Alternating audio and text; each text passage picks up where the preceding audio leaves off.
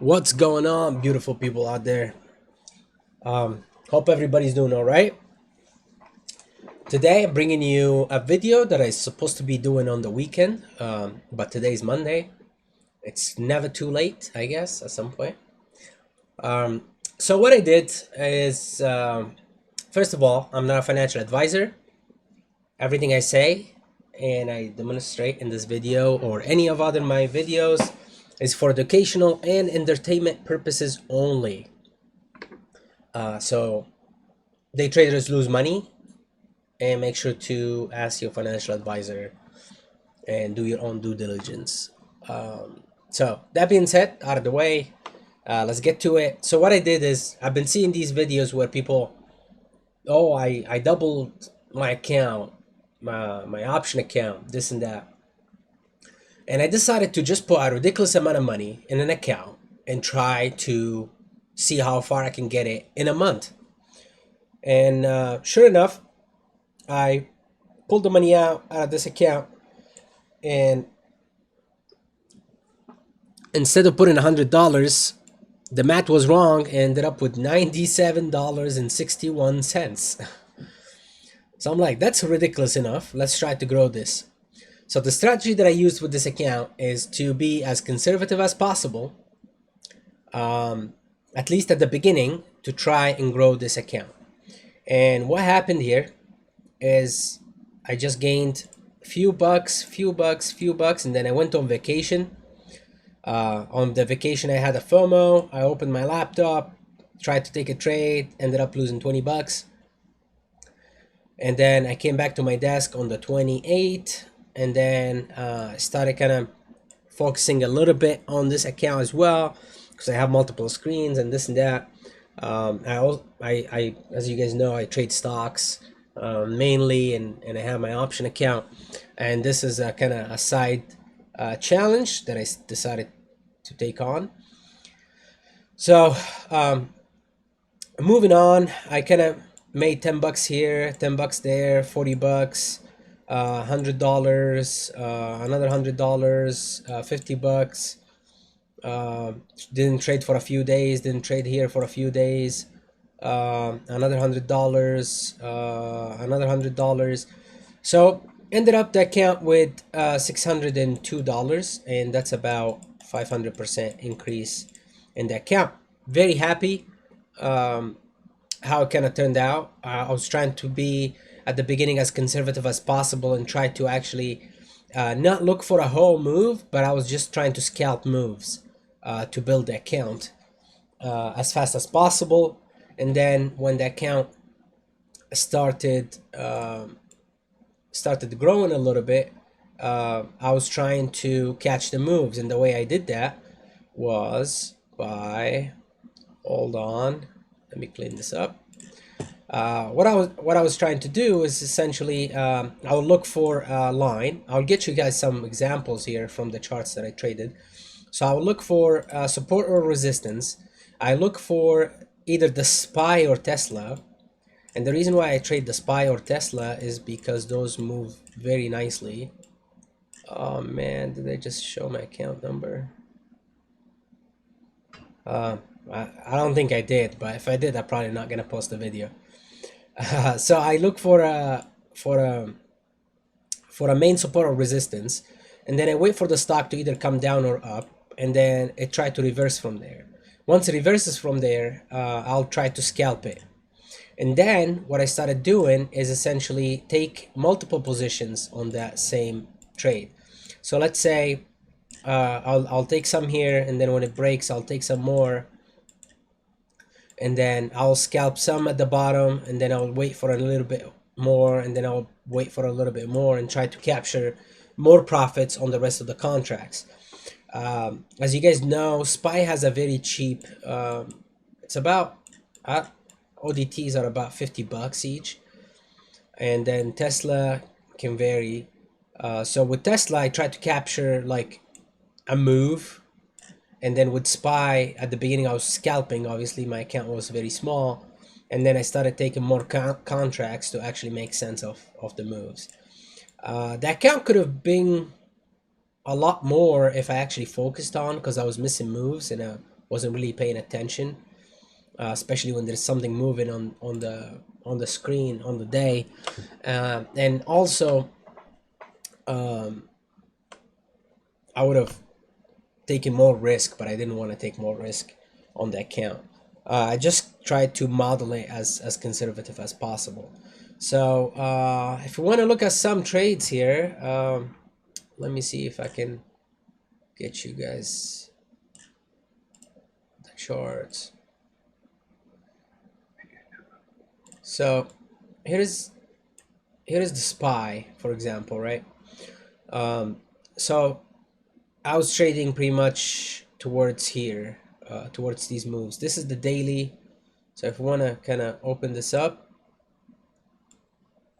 for you guys to see, we can put the first line right there, and you can see the stock kind of came down and it got bought back up, right? So I know this line is important, and then the next line is this wick right here on this high. So I was looking at this right there, and then also I was looking at this gap, and then looking at this gap as well. So I was looking at these levels as important levels, and I was trying to kind of trade out of them and trade in between them as well. So we have a line there that kind of slices through. We have another line there that slices through. So I had these lines, and I will wait for a reaction into these lines. So one of the days, for example, I'm not sure if I have the charts saved. Okay, here we go. So I have the charts saved right there. So as you guys see, this is the main line that I was looking at that day. However, we have intraday lines. So if we go a little bit smaller, this is 30-minute chart, and you can see this day is the day that I was looking at, and this is the consolidation that I was looking at. The stock washes, consolidates. Usually when there is a consolidation, it is going to break down or it's going to break up.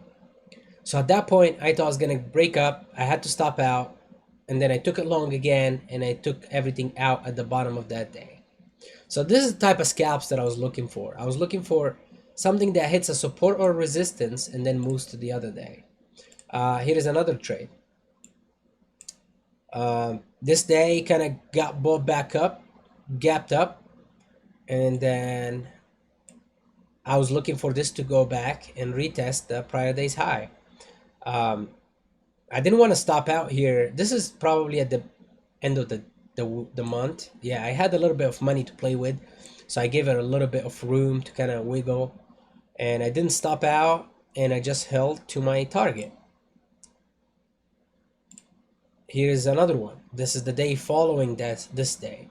So this day ramped up into the resistance, right? So when it ramps into the resistance, I was waiting for some kind of consolidation or a move that will show me it will actually reverse. So I bought a put, which is shorting, and I covered on the dip. That's it. Those are the scalps that I was looking for. Let's look at another chart. Here is another one. This thing went all the way up to this line right here, and in the morning it went, touched it, and it's also a fake breakout, and then it washed very nicely. This is on the 14th. September 1st. Let's look at the daily. The daily is the key for me. Again, this is the line 453. So the gap on the day, so the stock gapped up, or SPY in this case. Stock has been running for a few days. As you can see, this is an extended move. Huge rejection in the morning. I missed it. We're talking about this rejection. We missed it. So what I'm looking at is the rebounds, short into resistance, and then come back down. So here's an example where I buy the put, and I add to my position, and then I start taking off as we're approaching the prior low, and then I will take it when it stops going lower. So this is a very nice example here. You can see it's the beginning of the gap. In the morning it washes, rebounds, short the pop, and then I take profits on the back end of that move from the prior day. So very nice trades. Here is a stock that I was lazy to journal. This thing washed and then it came back up, couldn't go higher, so that means this could possibly do another low because it couldn't make a new high.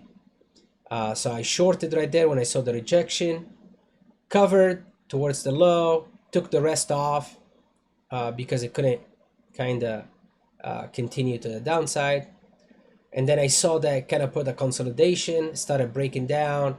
I shorted, or I bought puts in this case, and then I took profits. This was very nice wash, and I just covered at the covered, or essentially bought the puts back, or sold the puts. Sorry, gets confusing there. Another one, we have a rejection of the 444, what it seems like, to the T, and it slammed, and I was probably bearish on this day. 3 days down, this is the fourth day, it bounced, started rejecting, you can see right there, and then started shorting here, started taking profits. Started taking profits under the VWAP and towards the low day, expecting this to move higher. Not sure if this day actually moved higher or not. This is a very beautiful trade on Tesla, actually.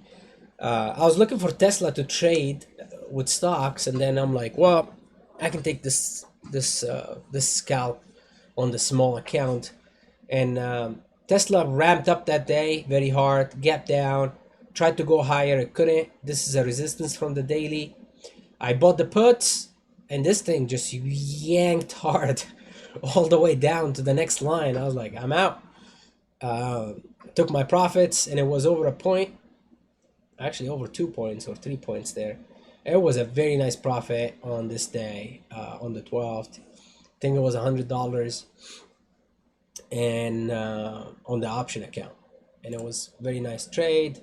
Another trade here where it kind of opened by the opened by the support line, yanked up, came down, retested, held, bought the dip, if you will, and then I just sold on the way up. So those are the type of trades that I was trying to do, kind of trading those SPYs and Teslas. And today, for example, we have this line that it could have been a very nice trade. I did trade today SPY on the small account, funny enough. I think I took